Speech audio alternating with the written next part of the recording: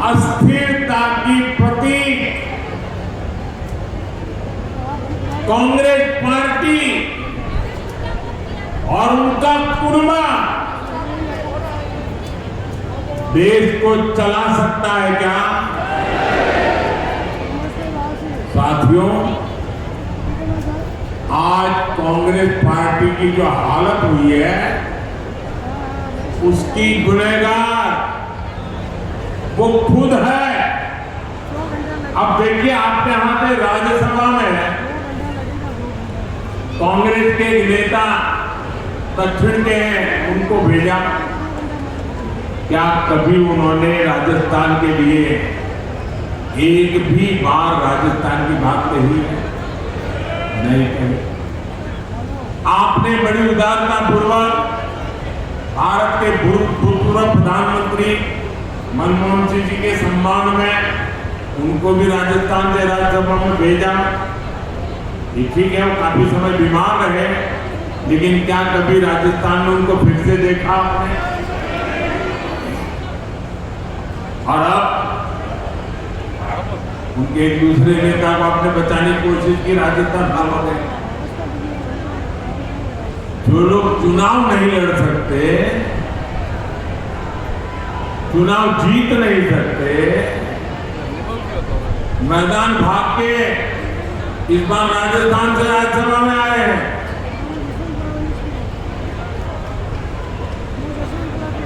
कांग्रेस की इतनी हाल खराब है भाइयों।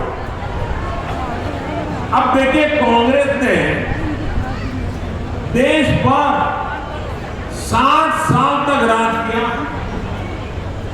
इसी कांग्रेस ने हमारी माताओं बहनों को शौचालय, गैस, बिजली, पानी, बैंक अकाउंट, ऐसी छोटी छोटी चीजों के लिए तरसाया।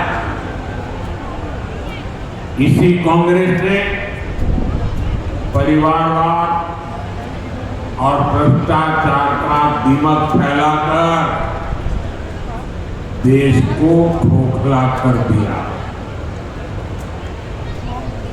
और उनके इन्हीं पापों की सजा आज देश कांग्रेस को दे रहा है। और खास करके देश का युवा इतना गुस्से में है, वो दोबारा कांग्रेस का मुंह देखना नहीं चाहता।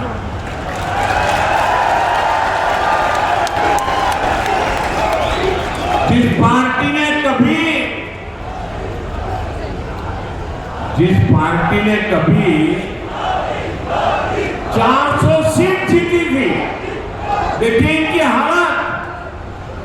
जिस पार्टी ने कभी 400 सांसद जीते थे उनके, आज वो 300 सीट पर चुनाव नहीं लड़ पा रहे।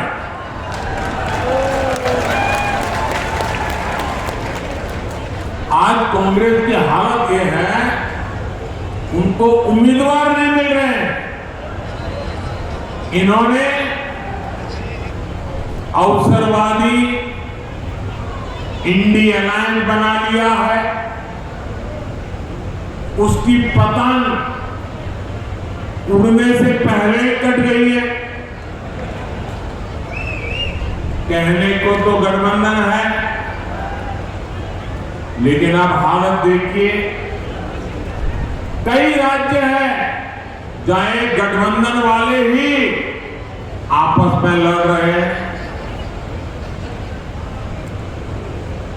इस लोकसभा के चुनाव में देश में 25% सीटें ऐसी हैं, आंकड़ा बहुत बड़ा है, 25% सीटें ऐसी हैं जहां एक गठबंधन के लोग एक दूसरे को मारने काटने में लगे हैं, एक दूसरे के खिलाफ चुनाव लड़ रहे हैं।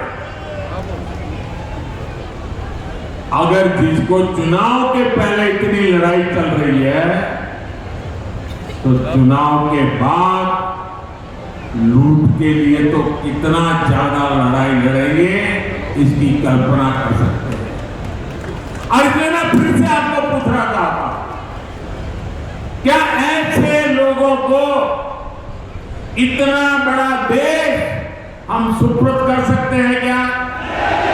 ऐसे लोगों को देश सुपुर्द कर सकते हैं क्या? अरे आप अपने घर में गाड़ी हो ना तो भी किसी ऐरे गहरे के हाथ में नहीं दे सकते हो भाई।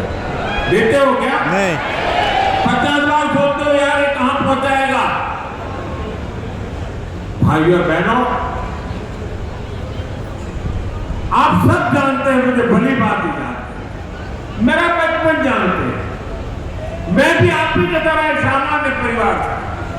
मैंने भी मेरे परिवार में देखा ना बिजली होती थी ना पानी होता था, घर में रसोई का चूल्हा धुएं से भर जाता था।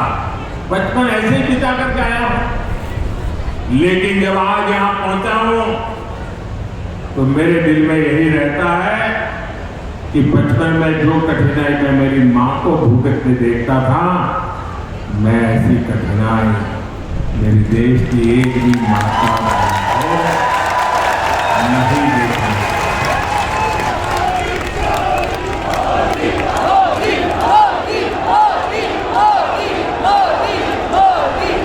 और